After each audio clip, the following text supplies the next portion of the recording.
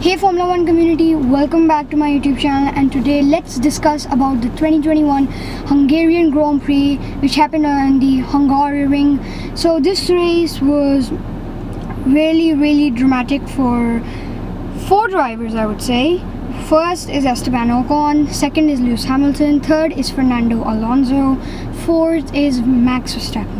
So let's start off how it was dramatic for all these four drivers. So for Esteban Ocon, it was obviously dramatic because he was winning the Grand Prix and he won, and it's his first Grand Prix he has ever won, and it's Alpine's first Grand Prix they have ever won. It's basically their first podium they've ever won, and he is the 111th race winner in this whole sport from 1950 to 2021.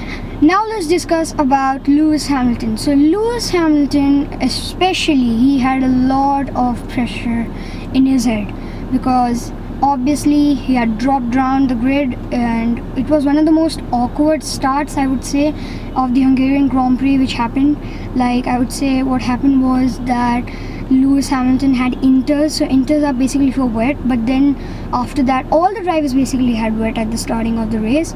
But then when the first the first turn incident happened, then everything changed. Then all the engineers of all the drivers were like box because the expectations of the rains were gone, so they didn't wanted inters on their car. They wanted the normal compounds like the soft, the super soft, the medium and the hard for normal races on the sunny days or even on the normal weather expectations. So he did not pit, and he was the only driver to start off. So I think this has never ever happened in Formula 1 history, and obviously he has now taken the lead of the championship by around 5-6 points from Max Verstappen. I think he is on 187 points and Verstappen is on 181, and Red Bull and now Mercedes are the leading constructors champions. They are leading from 4 points from Red Bull, and now they need to step up them games. If you have seen the post of Max Verstappen on his Facebook page, he said this is the second weekend which has gone terrible for them. Obviously it's gone terrible for them. So even Sergio Perez was out at the first lap at the first turn incident. Valtteri Bottas got a lockup. He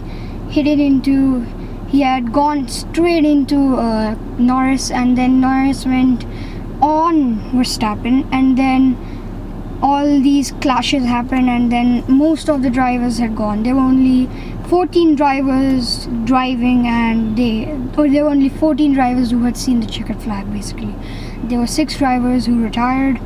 And one more thing is that I think Verstappen did a good job. He had a broken car and he was like nearly out on the first lap.